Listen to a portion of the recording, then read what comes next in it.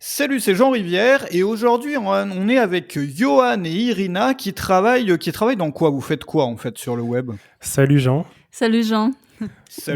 Donc, Salut. oui, nous, on aide les e-commerçants et les entreprises e-commerce à faire plus de ventes. Donc, ça fait 7 ans à peu près qu'on a cette activité.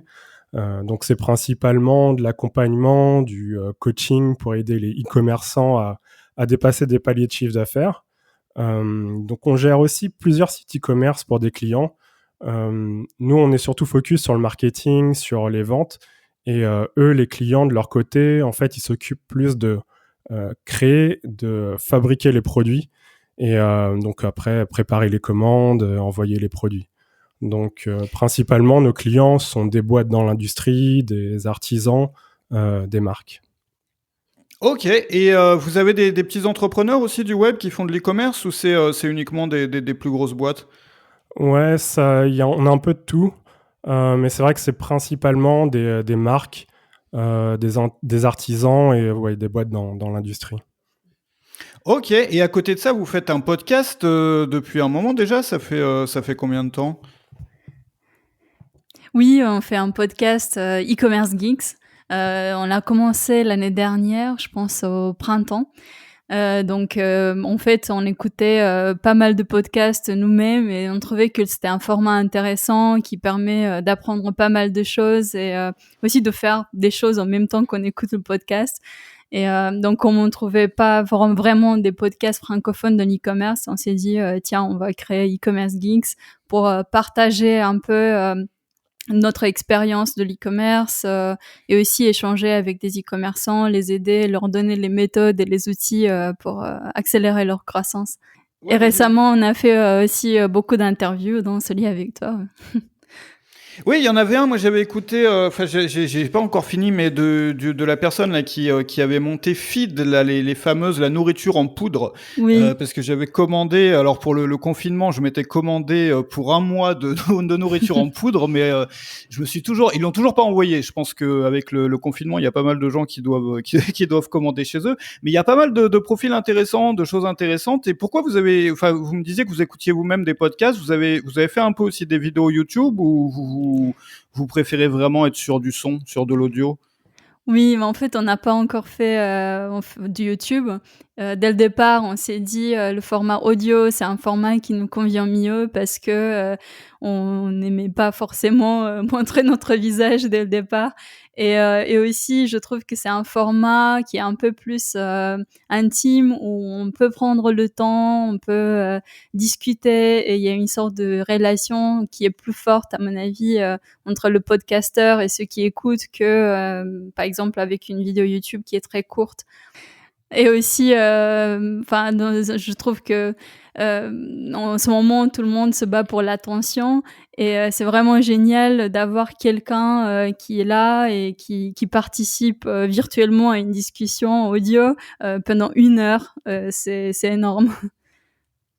Ouais, parce que justement, les gens, moi j'aime bien aussi les podcasts, j'en ai fait pas mal à une époque, et c'est vrai que sur YouTube ou sur d'autres formats, on est toujours en compétition avec les contenus qu'il y a à côté, c'est-à-dire que les gens regardent ta vidéo et ils sont tentés d'aller cliquer sur la vidéo d'à côté, et puis sur la vidéo qui apparaît en dessous, enfin tu vois, sur les vidéos recommandées, et alors que quand on écoute un podcast, souvent on fait autre chose, tu vois, je sais pas, on fait du repassage, on fait le ménage, on se balade chez soi, on tond la pelouse. Moi j'ai écouté quand j'étais à la campagne beaucoup, enfin pas forcément que des podcasts, mais des audiobooks en faisant du jardinage, en s'occupant de la maison. Et du coup, les gens même parfois consultent d'autres contenus en même temps, ce qui fait qu'on a une durée d'attention qui est juste complètement folle. Moi, j'avais remarqué aussi, même à l'époque, sur des podcasts de vente, donc qui vendaient des produits comparés à des vidéos de vente, et on a des excellents résultats aussi là-dessus. Par contre, le souci, c'est toujours par rapport aux vidéos YouTube d'amener des nouvelles personnes en fait dessus.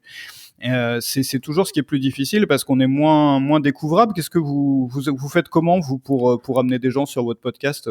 Oui, c'est vrai que c'est plus difficile de ramener du monde sur le podcast. Et c'est pour ça qu'en fait, on utilise beaucoup les réseaux sociaux pour le faire connaître. Et donc, Instagram, LinkedIn, repartager notre podcast. Là, on a l'idée de éventuellement le mettre aussi sur YouTube. Le fait d'avoir des invités aussi, ça doit aider parce que du coup, les personnes doivent le repartager. Enfin, je pense que moi, c'était l'une des deux solutions que je conseillais, c'était vraiment ça, quoi, d'avoir des invités. Et vous en avez eu pas mal là déjà. Oui, c'est ça, les invités, ça aide aussi beaucoup pour le faire connaître. Croiser les audiences, c'est vraiment intéressant de travailler de cette manière pour le faire connaître. Moi, je suis de plus en plus pour ça aussi parce que je me rends compte que quand on fait des collaborations, des interviews, des contenus un petit peu comme ça, et ce qu'on est en train de faire aussi aujourd'hui, ça permet de se faire connaître, mais c'est jamais autant que si tu fais une campagne de pub Facebook, c'est jamais autant que certaines vidéos YouTube. Mais j'ai remarqué que les personnes qui viennent de ce genre de contenu, même si elles sont souvent moins nombreuses, elles sont souvent aussi beaucoup plus impliquées. C'est-à-dire que ce sont des personnes qui viennent de l'audience de l'autre personne, donc qui sont déjà impliquées souvent dans ce sujet-là. Et moi, j'ai remarqué, j'avais fait un sondage il y a quelque temps, j'en parle souvent parce que ça m'a un peu marqué, mais c'est la deuxième source de trafic, en fait, la deuxième source d'audience chez mes meilleurs clients. Donc la première, c'est le contenu que j'ai créé, mais ça remonte jusqu'à un blog que j'ai créé il y a une dizaine d'années qui s'appelait Web Marketing Junkie. Et la deuxième source, c'était des interviews que j'avais faites, mais moi, je pensais pas, en fait, parce que c'est des petites interviews qui ont rapporté quelques clics, parfois quelques centaines de clics, mais sur 10 années de travail, c'est pas grand-chose, et tu te rends compte que ces personnes-là sont surreprésentées, sont surproportionnées en fait dans la liste de clients. Et on arrive vraiment à trouver moi je trouve des personnes de qualité en faisant des collaborations, des interviews. C'est l'une des raisons aussi pour lesquelles moi maintenant tu sais, avant moi je restais un peu dans mon coin, et maintenant quand on me le propose, j'aime bien participer. Puis c'est sympa à faire aussi. Oui, c'est vraiment sympa. Et puis, c'est vrai que nous aussi, de notre côté, quand on regarde nos chiffres, nos métriques, c'est vrai qu'on a des très bons clients ou de très bons personnes qui vont nous suivre, qui viennent aussi de l'audience de d'autres personnes, parce qu'on a fait des collaborations, parce qu'on a travaillé à plusieurs sur des choses. C'est vraiment intéressant, oui, pour développer son business. Oui, c'est vrai qu'on a tendance. Moi, je sais que j'ai sous-estimé cette source de trafic-là. C'est vrai qu'à l'époque des blogs, je sais pas si vous vous en souvenez ou si vous aviez un blog déjà à l'époque, mais il y avait ce qu'on appelait les articles invités. Enfin, ça se fait encore un peu, mais c'est différent aujourd'hui. Mais à l'époque de ce qu'on appelait la blogosphère, c'est-à-dire quand tout le monde avait un blog avant que YouTube monte, on faisait beaucoup d'articles invités, et on conseillait d'ailleurs souvent aux personnes qui se lançaient de créer la moitié de leur article, non pas sur leur blog, mais en tant qu'article invité, donc sur d'autres blogs. Et puis au fur et à mesure que leur audience se développait, de revoir le ratio, de revoir la proportion pour arriver peut-être sur du 20-30% d'articles invités et puis le reste chez eux. Et moi, je me rappelle une période où j'avais fait 100%, parce que j'avais envie d'un peu développer l'audience, tout ça, j'avais fait pendant quelques mois 100% d'articles invités, c'est-à-dire c'était un blog délocalisé, on pourrait appeler ça, c'est-à-dire je mettais juste un lien vers l'article qui était chez quelqu'un d'autre. Et c'est vrai que c'est quelque chose qu'on sous-estime parce que le nombre de personnes n'est pas forcément énorme, mais je prends l'exemple aussi de quelqu'un que je connais qui est prestataire de service et qui était sur pas mal de live, parce que là on enregistre cet épisode là en plein confinement, et c'est vrai que vous avez dû participer aussi à quelques lives, on a participé ensemble à un ou deux aussi. Et c'est vrai qu'on s'est mis à participer à tous ces lives-là, et lui a trouvé des clients, mais en fait sans en chercher, juste en participant à des lives. C'est-à-dire qu'il y avait peut-être une vingtaine de personnes, grand maximum de 20 personnes sur les lives à chaque fois, et pourtant ça lui a apporté des clients, alors que je pense que s'il avait fait la même chose avec de la pub Facebook ou autre chose, peut-être qu'il aurait eu des centaines, des milliers de clics, mais pas forcément le même résultat. Et c'est étonnant comme la valeur d'une personne, la valeur d'un inscrit ou la valeur de quelqu'un qui nous découvre dans une collaboration, un partenariat est tellement extrême en fait. Enfin, moi, c'est quelque chose qui m'étonne vraiment. Oui. Et c'est quoi ouais? Et ça se pratique aussi beaucoup dans l'e-commerce avec tout ce qui est partenariat avec d'autres marques ou même les influenceurs, le influencer marketing. Ça repose un peu sur le même principe de preuve sociale, le fait que quelqu'un va recommander le produit, tel ou tel produit. Ça a vraiment tellement plus d'impact que si on fait une simple pub et que quelqu'un est exposé à cette publicité. Parce que c'est la recommandation. Bon, c'est pas un ami dans ce cas-là, c'est un influenceur, mais ça a le même effet que la recommandation d'un ami. Et forcément, c'est quelqu'un qui est c'est un client qui a plus de valeur en fait pour l'entreprise. Oui, c'est ça, c'est vraiment étonnant. Et vous, le podcast duquel vous êtes le plus fier, c'est quoi vraiment, ou qui vous a le plus, la personne qui vous a le plus étonné, ou duquel vous êtes le plus fier, ou... Bah, il y en a pas vraiment de celui dont on est le plus content. Enfin, c'est vrai que dans chaque podcast, en fait, on essaye d'avoir des gens différents dans des thématiques différentes. Et c'est vrai que ce qui est important, c'est d'apprendre en fait de personnes qui font des choses complètement différentes. On a eu le PDG, enfin le CEO de Feed, qui est en mode à vouloir faire des milliards. On en a eu d'autres qui sont beaucoup plus petits, qui sont dans des niches très spécialisées. Et ce qui est vraiment intéressant, c'est vraiment de pouvoir en apprendre de tous ces gens-là et de pouvoir après appliquer à son échelle des méthodes, des techniques ou de trouver des idées qui peuvent nous aider à avancer à notre niveau aussi. Ok, bah c'est bien tout ça. Et sur l'e-commerce, on peut parler un petit peu d'e-commerce aussi si vous Oui, voulez. oui. Vous aidez donc des entreprises, enfin des e-commerçants. C'est quoi en général le plus gros problème sur lequel ils butent, ou vraiment ce pourquoi ils vous appellent, ou bien ce pourquoi ils butent en fait? Quel est le plus gros problème qu'ils ont ces gens-là? Oui, donc en fait, le plus gros problème, le problème principal de nos clients, c'est en fait comment faire pour augmenter mes ventes, comment vendre plus. Et donc en fait, euh, on a basé toute notre méthode sur vraiment 3 leviers qui sont la fréquence d'achat, donc c'est-à-dire dans une année, combien de fois un client va sortir sa carte bleue, sur le panier moyen d'achat, donc c'est-à-dire Mhm. en moyenne combien le client va mettre dans son panier, donc la valeur du panier, et ensuite le nombre de clients. Donc toute notre méthode, l'idée c'est de vraiment augmenter ces 3 leviers. Parce qu'en fait, il y a un truc à savoir, c'est que si tu augmentes de 30% la valeur de ces 3 leviers, euh, tout de suite directement, tu vas doubler ton chiffre d'affaires. C'est vraiment mathématique. Ouais. Mhm. Disons, en fait, si tu as, par exemple, 1000 clients et que tu vas passer à 1300 clients, que tu as un panier moyen d'achat, donc en moyenne, les gens vont acheter pour 100 euros, et que là, tu les fais passer à 130 euros, et que en plus, disons, ils achètent une fois dans l'année et que tu arrives à les faire acheter une fois, 3, mathématiquement, tu vas doubler ton chiffre d'affaires. Et voilà, donc concrètement, c'est vraiment sur ces 3 valeurs qu'on essaye de mettre en place des actions pour aider nos clients. Mais en fait, très souvent, les gens, ils pensent automatiquement qu'ils ont un problème de trafic, et tout le monde est très concentré sur l'acquisition. Et c'est vrai que c'est la première phase qui est très très importante. Mais avec tous les coûts d'acquisition qui sont de plus en plus élevés, si derrière on n'arrive pas à transformer les gens qui arrivent sur le site en clients, en fait, on investit pour rien. Et donc l'idée, c'est aussi de les faire voir aussi l'autre côté des choses, le fait qu'il faut créer tout un système pour transformer le client, le visiteur en client, et aussi jouer sur d'autres leviers, comme Yoann il disait, sur le panier moyen d'achat, sur la fréquence d'achat, essayer d'améliorer la retention. Donc un client qui est par exemple, enfin, acquérir un nouveau client, c'est toujours plus cher que de garder, de faire acheter à nouveau un client qu'on a déjà. Donc ça, c'est vraiment quelque chose qui est assez qui n'est pas vraiment pris en compte, ou est fait de manière un peu artisanale souvent. Donc c'est là qu'on essaye de les aider, de structurer toute leur stratégie et de travailler sur tous ces leviers pour croître en fait. Mais c'est drôle que vous parliez de ça, parce que c'est exactement la même problématique quand on vend des formations. Moi, mon métier, c'est de créer des formations en ligne. Et la plupart des gens ont effectivement paniquent parce qu'ils n'ont pas assez de clients. Alors effectivement, je pourrais répéter exactement ce que vous venez de dire, dans le sens où au début, c'est effectivement très important, mais on peut atteindre des résultats qui sont phénoménaux en augmentant la fréquence d'achat. Évidemment, le panier moyen. Moi, j'ai passé vraiment une grosse partie de ma carrière à travailler sur la fréquence d'achat.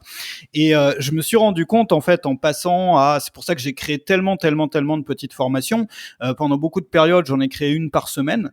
Et tu te rends compte qu'en fait, t'as pas besoin vraiment d'avoir une grosse audience quand tu as des clients qui vont prendre une formation, deux formations, parfois par semaine. Non, ça serait ça serait trop beau, mais par mois en fait. Et on peut vraiment doubler, multiplier. Même moi, j'ai un client qui avait multiplié par 4 ses résultats, rien qu'en en faisant plus souvent. Alors je ne me rappelle plus tous les combien il en faisait à l'époque. Et puis il est passé sur une période où il en faisait une par semaine, donc des petits produits plus petits et une fois par semaine. Et il avait multiplié ses résultats par 4. Et beaucoup de gens en fait se rendent pas compte que, alors, le gros intérêt de ça, c'est que le travail, c'est plus un travail quand on crée des formations, en tout cas d'organisation, c'est-à-dire d'efficacité. C'est pas un travail d'aller chercher, tu vois, d'aller faire de la publicité, d'aller chercher des partenaires, d'aller se faire connaître. C'est vraiment mieux s'organiser pour pouvoir créer plus, quoi. Et enfin, dans l'e-commerce, c'est différent parce qu'on crée pas ses produits soi-même.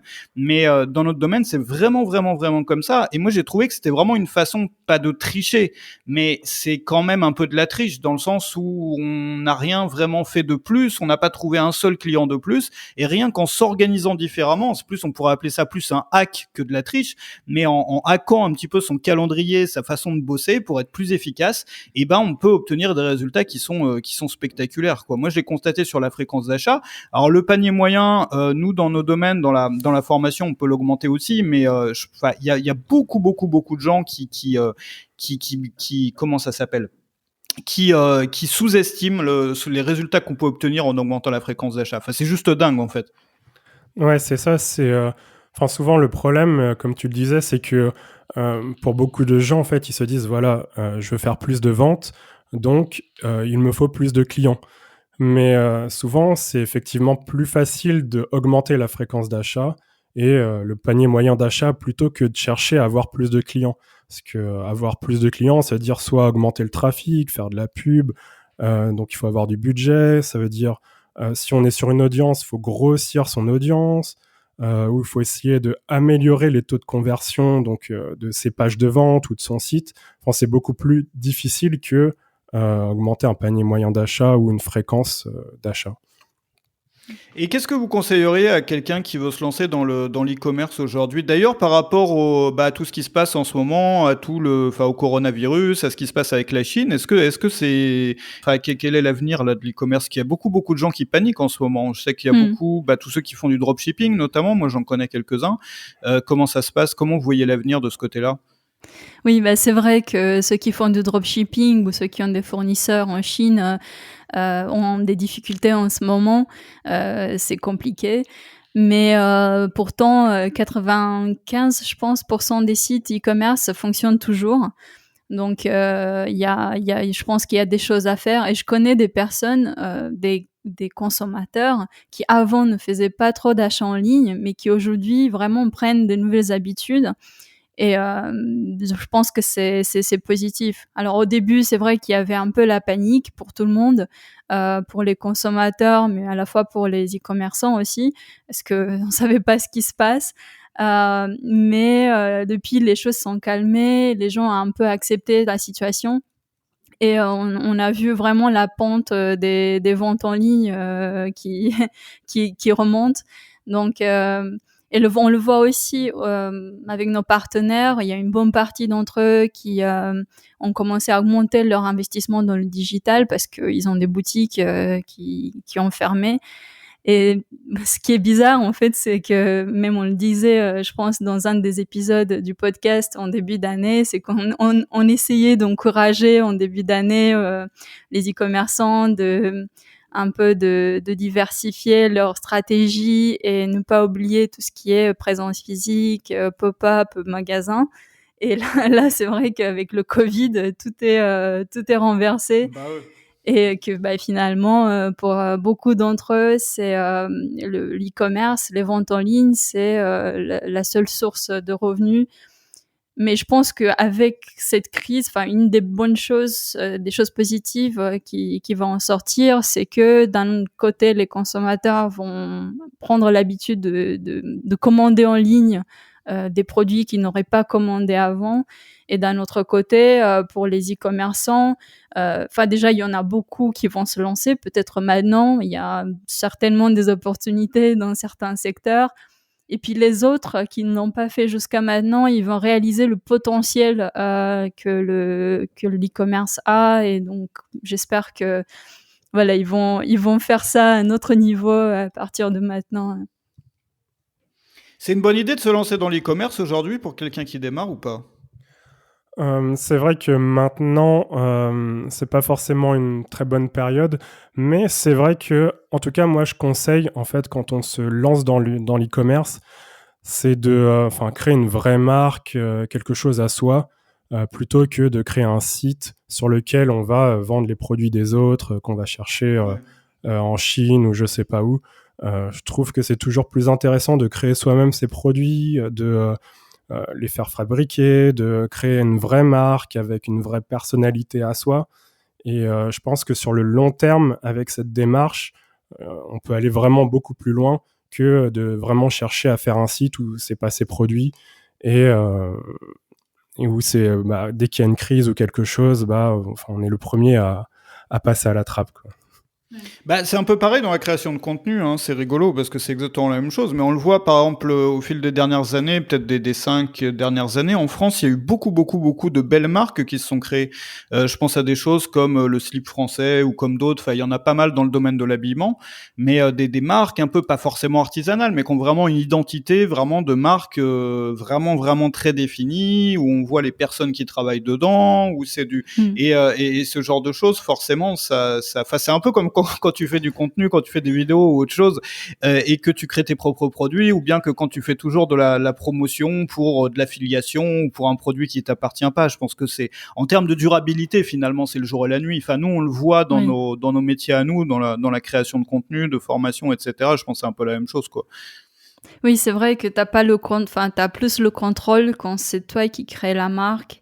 Et ça, c'est quelque chose de très, très important. Et on le voit souvent avec des gens avec qui on travaille, c'est que on pense que tout est bien, tout est prêt pour faire des ventes, mais en fait, tu te rends compte que niveau positionnement, tout n'est pas clair, que peut-être le branding n'est pas assez clair, ou le why, pourquoi ils font ça, qu'est-ce qui différencie la marque, telle marque de l'autre marque, parce que finalement les gens ils n'achètent pas toujours pour l'utilité du produit, ça dépend après des secteurs, mais ils achètent plus par ce que le produit peut leur apporter et qu'est-ce que le produit peut dire sur eux.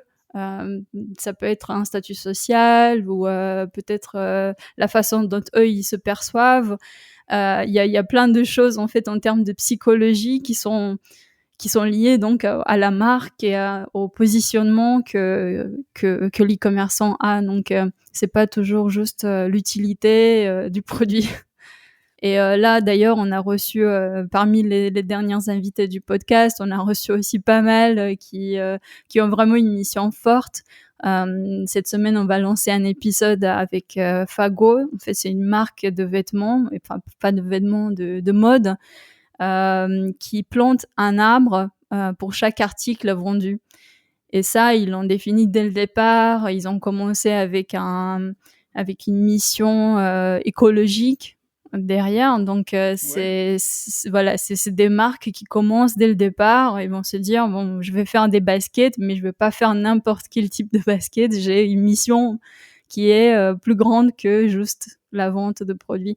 Et je pense que dans l'infoprenariat, enfin, dans la vente des formations, comme pour toi, c'est pas juste générer de revenus, c'est pas juste créer, apporter de l'argent, c'est aussi de transformer les vies des gens, et c'est aussi de créer pour soi-même la vie qu'on veut. D'habitude, vous travaillez comment pour les podcasts? Vous planifiez pas mal à l'avance ou vous faites ça une semaine, sur la semaine d'après, ou vous trouvez les personnes, les participants à l'avance, ou comment ça se passe? C'est eux qui viennent vers vous, ou vous avez comment vous les trouvez d'ailleurs? Enfin, comment ça marche en fait, la mécanique derrière? Nous, ouais, c'est un peu en flux tendu, je dirais, dans le sens où souvent on va envoyer un email à une personne, donc souvent ça se fait par Instagram ou LinkedIn principalement, Et on leur explique ce qu'est le podcast et ensuite nous répondent si elles sont OK ou pas. Et généralement, on programme pour dans 1, 2 ou 3 semaines l'enregistrement. Mais c'est vrai que on n'a pas beaucoup de stock d'épisodes en ce moment, donc c'est vrai que on essaye de... c'est beaucoup de flux tendu dans la manière dont on travaille. Ok. Et le confinement se passe bien chez vous? Comment ça se passe là? Vous avez changé un peu vos habitudes? Oui, non, ça se passe bien. Déjà, non, en règle générale, donc on travaille à distance, on n'est pas enfin, on fait pas un long trajet pour aller travailler. Donc ça a pas changé beaucoup de choses. Ouais, c'est vrai qu'on est pas mal habitué à travailler à domicile. Et d'ailleurs, ça me fait penser à un truc, parce que tu sais, quand j'étais petit, en fait, nous, on devait faire un stage de découverte de l'entreprise, donc un stage d'1 semaine, tu sais, quand t'es en 3e. Je sais pas si ça existe Ouais. encore. Et en fait, mon père travaillait à la RATP, donc il m'avait trouvé un stage à la RATP, qui est l'entreprise qui gère les métros à Paris. Et le truc qu'il faut savoir, c'est qu'on habitait avec mes parents donc à 50 kilomètres de Paris, à Melun. Et moi, je devais me taper pendant 1 semaine, en fait, tous ces allers-retours le matin et le soir pendant 1 heure et demie. Et un soir, j'étais rentré vraiment épuisé du boulot, du stage. Et j'ai dit à mon père, toi, tu fais ça vraiment, tous les jours depuis des années. Comment tu fais? Et il m'avait répondu, oui, c'est normal, tout le monde fait ça. Toi aussi, plus tard, tu verras, tu devras faire la même chose. Et moi, dans ma tête, je me suis dit que non, c'est pas possible d'aller travailler comme ça, faire 3 heures de transport tous les jours avec tout le monde. Et vraiment, je crois que depuis ce jour, toute ma vie, j'ai essayé vraiment d'optimiser le temps que je mets pour aller travailler. Donc vraiment, au lycée, je mettais 45 minutes. Ensuite, je suis allé à la fac, ça me prenait une demi-heure.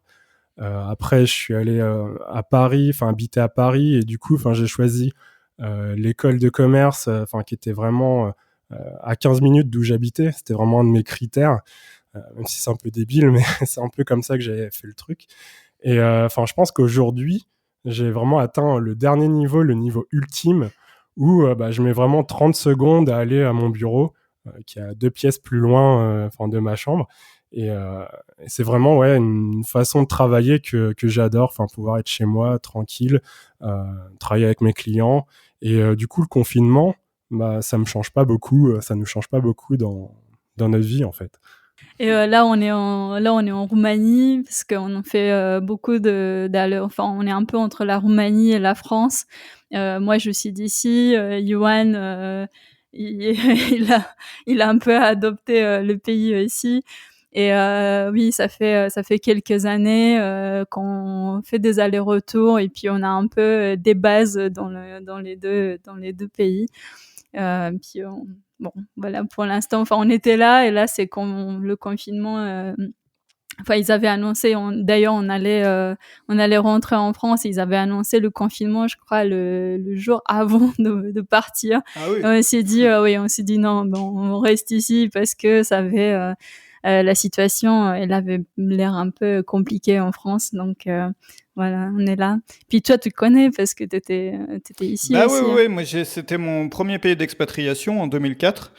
Et après, j'ai un peu fait des allées et venues. J'ai vécu ailleurs, j'ai vécu aussi un peu en Asie, j'ai bougé pas mal, mais finalement, j'y reviens et c'est le pays dans lequel j'ai passé le plus de temps depuis que je me suis expatrié pour la première fois en 2004. C'est là où j'ai ma société, c'est là où j'ai un peu ma base.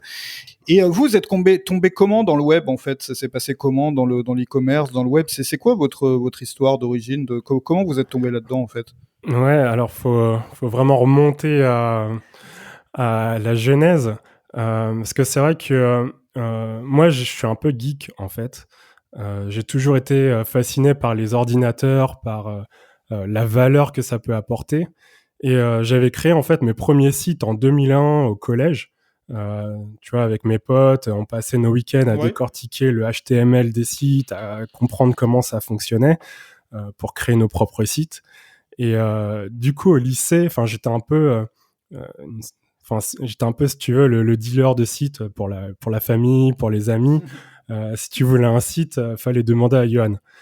Et c'est aussi à cette époque, en fait, que j'ai découvert l'e-commerce parce que j'ai fait de la musique une bonne dizaine d'années, de la contrebasse au conservatoire, en orchestre et tout.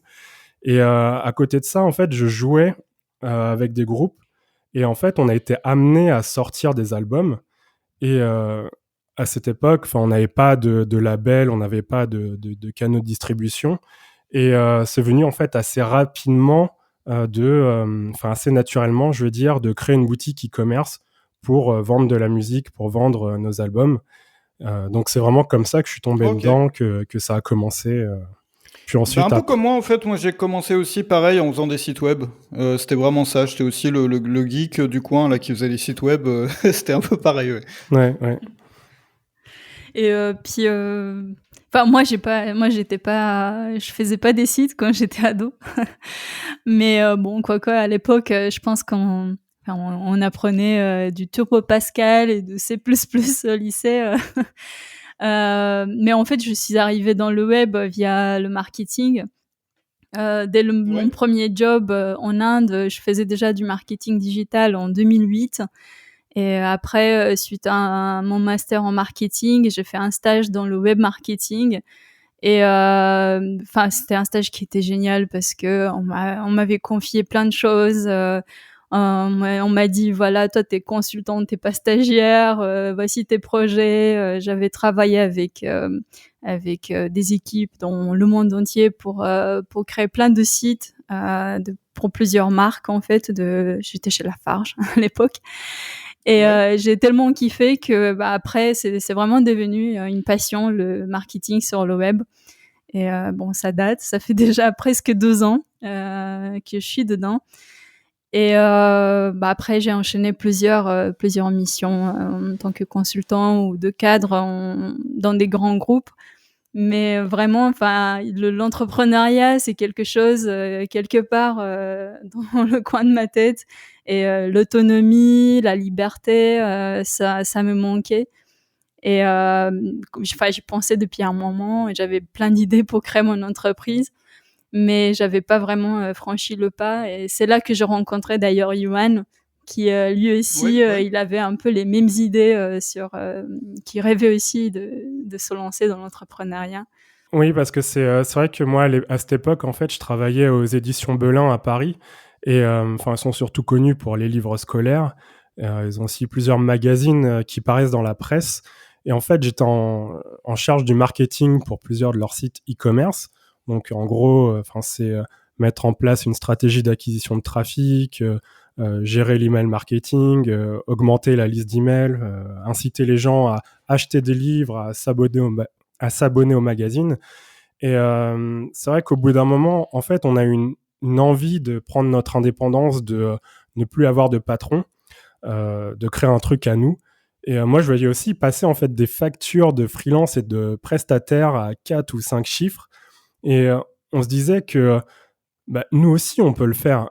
Et c'est vraiment avec cette naïveté de l'époque qu'on s'est dit, donc viens, on crée une agence web, une agence pour créer des sites internet. Et en fait, c'est parti de ça. Et c'est vrai que c'est pas le super business model, de créer des sites internet. Donc au début, ça a été un peu difficile. Mais du coup, en fait, on est passé de créer des sites à créer des sites e-commerce. Et puis ensuite, on a eu des clients qui nous ont dit, super, on a un site e-commerce, mais maintenant, comment je fais pour faire plus de ventes? Et c'est vraiment à partir de ce moment-là qu'on a complètement arrêté la construction de sites et qu'on s'est vraiment spécialisé sur l'e-commerce, l'accompagnement, sur le coaching. Moi aussi, c'est pareil, j'ai commencé par la création de sites et puis j'ai des amis aussi qui ont commencé par là et on se retrouve tous chacun. En fait, c'est un peu le point de départ pour beaucoup de gens. Je mettrai les liens vers ce que font Johan et Irina, donc tu peux regarder dans la description juste en dessous. Et donc aussi bien le podcast que ce que vous faites pour aider les e-commerçants. Et vous avez des projets là pour les années qui viennent? Vous avez des grosses choses dans les cartons? Comment ça se passe là? Quels sont vos... Là, je pense qu'on est vraiment, focus, on a une stratégie très claire pour, le futur proche. Mais, donc sur l'accompagnement, le coaching. Mais après, je pense que plus tard, on va aussi, créer des formations et enfin, ça en termes de ce qu'on va faire. Et puis aussi bouger un peu plus parce que on était Ouais. en train de se dire: «OK, bon, on était beaucoup en Europe, on a nos bases, France, Roumanie». Mais c'est vrai qu'on aimerait bien passer un bon moment en Asie ou sinon bouger, être un peu plus nomade, en fait. OK, bah, merci à vous, Johan et Irina. Allez voir ce que font Johan et Irina donc dans les liens qui sont en dessous et puis on se recroisera peut-être un de ces 4 dans un contenu ou dans un autre. Bah, merci à vous Merci à toi, Jean. Merci, Jean. et puis à très bientôt. Salut chez vous. À bientôt. Salut.